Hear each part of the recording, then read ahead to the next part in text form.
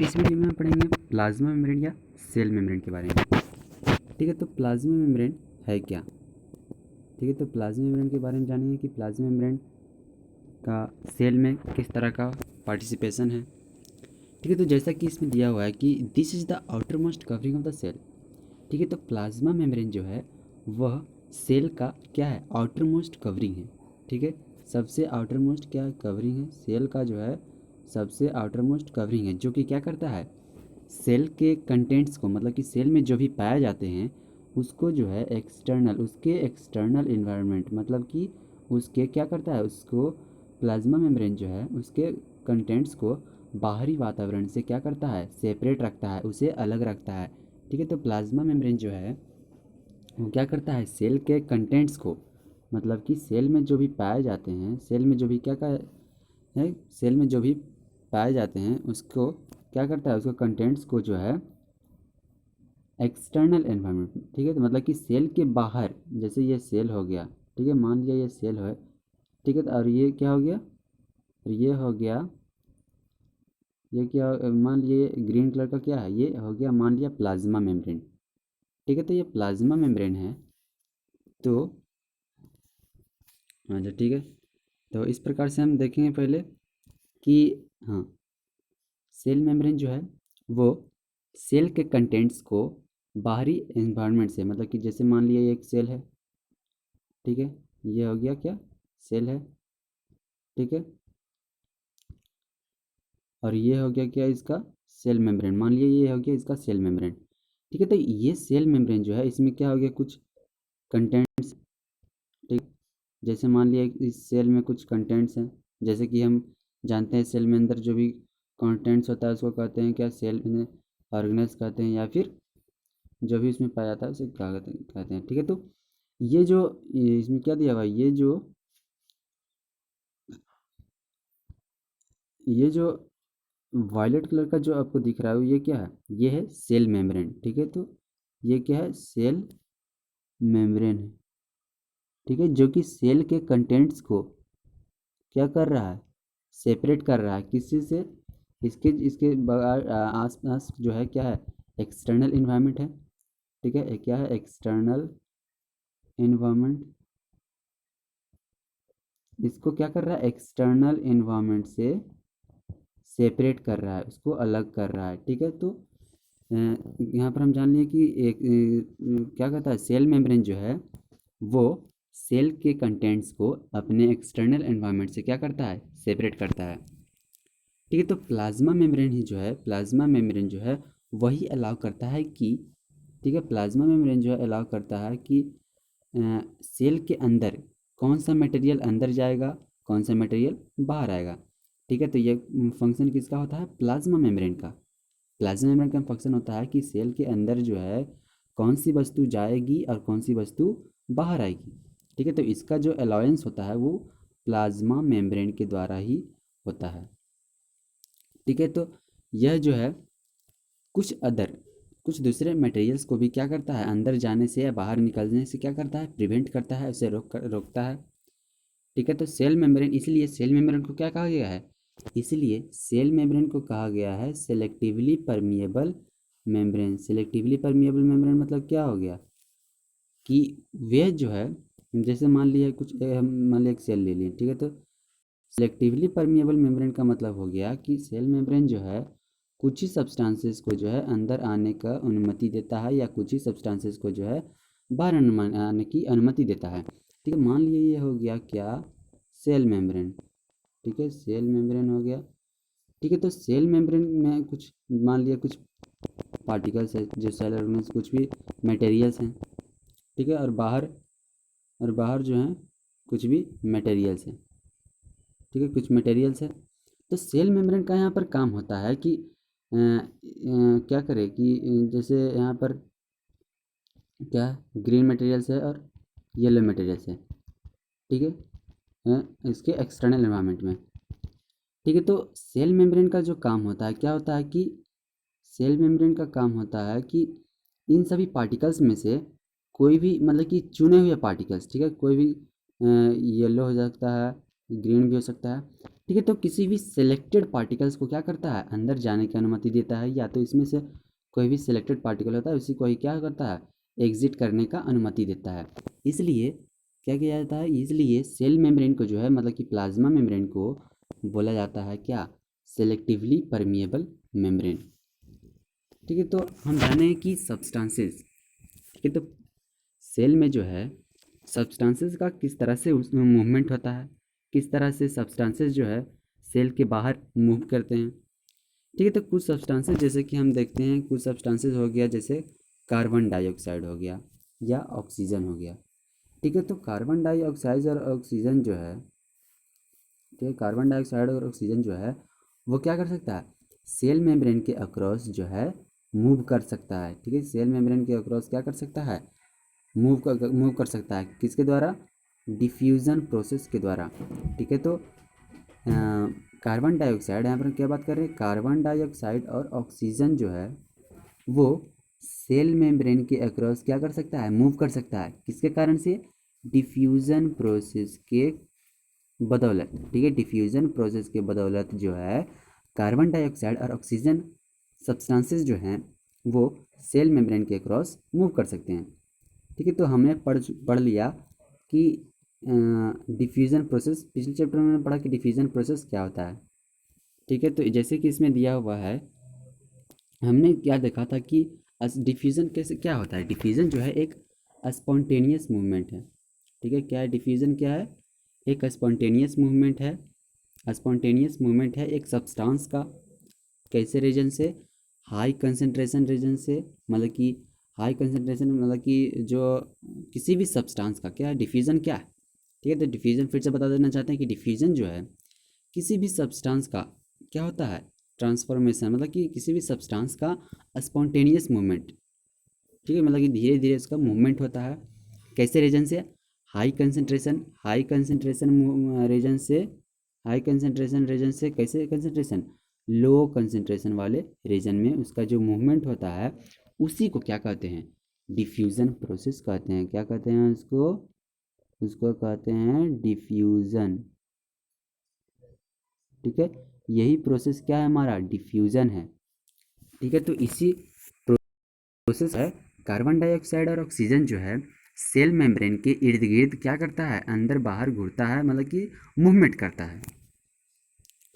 ठीक है। तो कुछ सिमिलर होता है इसी तरह का से सेल्स में जो होता है, जब कुछ इसी तरह का क्या होता है, हैपेंस होता है सेल्स में, जब जैसे में हो गया कुछ सब्सटेंसेस हम लेते हैं, जैसे हो गया क्या, CO2।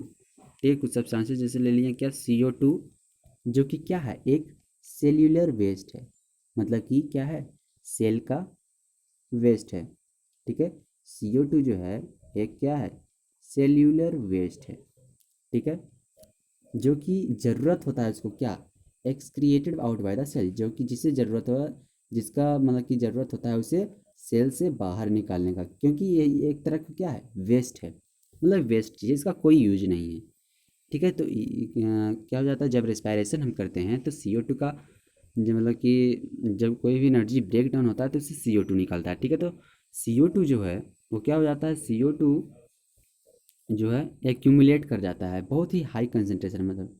ठीक है। तो CO2 जो है सेल के अंदर जो है बहुत ही ज़्यादा कंसंट्रेशन में जमा हो जाता है। ठीक है।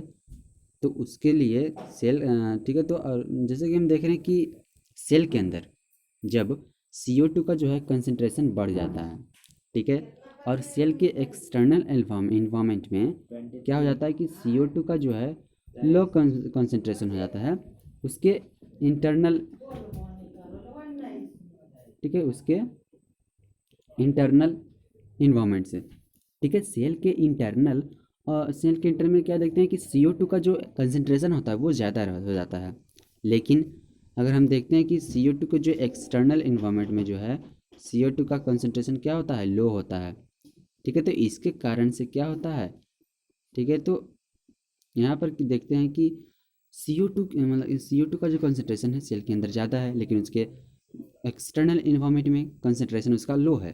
ठीक है। तो इस कारण से यहाँ पर प्रोसेस क्या आएगा, कौन सा प्रोसेस यहाँ पर लागू होगा कि इस यहाँ पर देखा जाएगा कि क्या होगा कि कंसंट्रेशन जो है CO2 का डिफरेंस हो जाएगा। CO2 का जो कंसंट्रेशन है इन एंड आउट डिफरेंस दिखाएगा, ठीक है, डिफरेंस दिखाएगा इनसाइड और आउटसाइड ऑफ अ सेल, ठीक है, सेल के बाहर और सेल के अंदर का जो कंसंट्रेशन होगा वो क्या होगा, डिफर करेगा, अलग अलग डिफर है, ठीक है। तो CO2 जो है क्या करेगा, इसके कारण से CO2 जो है सेल के बाहर मूव करेगा, ठीक है। तो यहाँ पर डिफिजन प्रोसेस, ठीक है, तो CO2 जो है सेल के बाहर कैसे निकलेगा, कैसे मूव आउट करेगा, ठीक है, ये भी जानना जरूरी है, ठीक है। तो सेल CO2 का मात्रा, जैसे कि हम जान रहे हैं CO2 का मात्रा जो है सेल के अंदर क्या हो गया है, बढ़ गया है, ठीक है, वही जो है उसके एक्सटर्नल एनवायरनमेंट में कम लो हो गया, ठीक है। तो जब हम यहाँ देख रहे हैं कि CO2 जो है सेल के बाहर मूव करेगा, क्योंकि CO2 का जो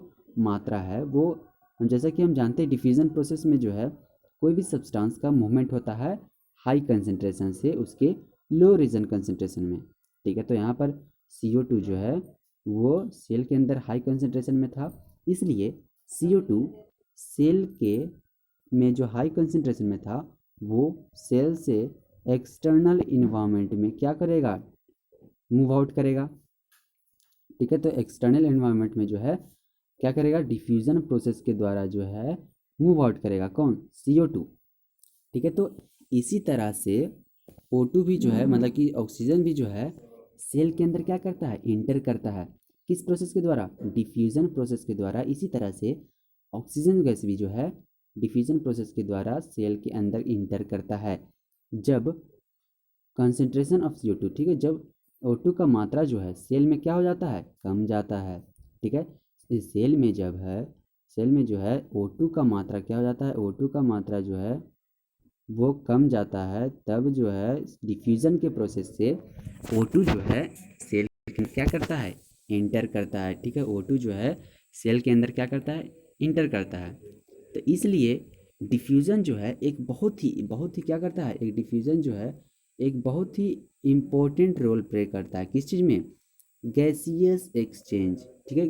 सेल्स के बीच में जो गैसियस एक्सचेंज होता है, साथ ही साथ सेल के एक्सटर्नल इन्वायरमेंट में, ठीक है, सेल का गैसियस एक्सचेंज किसके बीच में, सेल्स और उसके एक्सटर्नल इन्वायरमेंट में, ठीक है। तो ये जो है, तो डिफ्यूज़न क्या है, डिफ्यूज़न प्रोसेस जो है बहुत ही इंपॉर्टेंट है गैसियस एक्सचेंज में, खासकर CO2 और O2 का, ठीक है, सेल्स के एक्सटर्नल इन्वायरमेंट से सेल्स में, ठीक है। तो उसका जो ट्रांसफॉर्मेशन होता है, गैसेस एक्सचेंज होता है, उसके लिए डिफ्यूजन प्रोसेस क्या है, बहुत ही इंपॉर्टेंट है, ठीक है। तो वाटर भी जो है इस प्रोसेस को क्या करता है, मानता है, वाटर जो है इस प्रोसेस को भी क्या करता है, मानता है, मतलब कि वाटर भी जो है इस प्रोसेस को क्या करता है, फॉलो करता है, ठीक है। तो the movement of water molecules through such a selectively permeable membrane, ठीक है। तो वाटर का जो मूवमेंट होता है इसी, मतलब कि इसी तरह के परमिएबल मेम्ब्रेन से, मतलब कि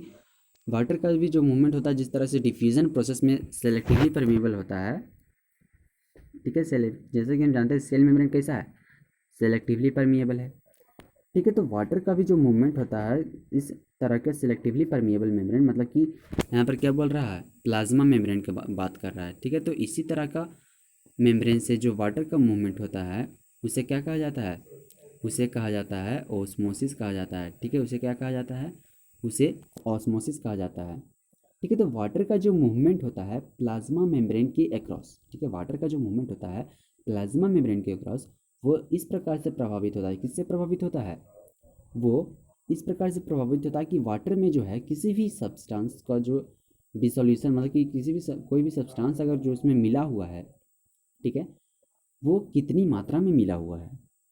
तो यहाँ पर हम क्या बात कर रहे हैं कि वाटर जो है प्लाज्मा मेम्ब्रेन के अक्रॉस मूव करता है, ठीक है। तो वो मूवमेंट जो है इस तरह से प्रभावित हो सकता है कि उस वाटर में कोई भी सब्सटेंस घुला हुआ है तो वो कितनी मात्रा में घुला हुआ है, ठीक है, इस पर भी वो वाटर किस तरह से मूवमेंट करेगा प्लाज्मा मेम्ब्रेन के क्रॉस, इसलिए ऑस्मोसिस क्या है, ठीक है। इसलिए यहाँ पर बताया गया कि ऑस्मोसिस क्या है, osmosis is the passage, osmosis क्या है, एक पैसेज है, किसके लिए, वाटर के लिए, ठीक है। ऑस्मोसिस है एक पैसेज ऑफ वाटर के लिए जो कि हाई वाटर कंसंट्रेशन से सेमी परमिएबल मेम्ब्रेन की ओर लो रीजन कंसंट्रेशन वाटर कंसंट्रेशन की ओर क्या करता है, ऑस्मोसिस के द्वारा वाटर का मूवमेंट होता है। ठीक है, तो इस प्रकार से हम देख लिए कि प्लाज्मा मेम्ब्रेन में जो है किस प्रकार से जो है क्या होता है, प्लाज्मा मेम्ब्रेन कैसा है।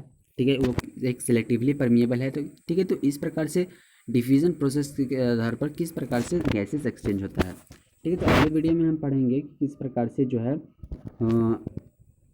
ऑस्मोसिस प्रोसेस जो है सब्सटेंस के डिजॉल्व कितना अमाउंट ऑफ डिजॉल्व से इफेक्टेड है, किस तरह से इफेक्टेड है। ठीक है।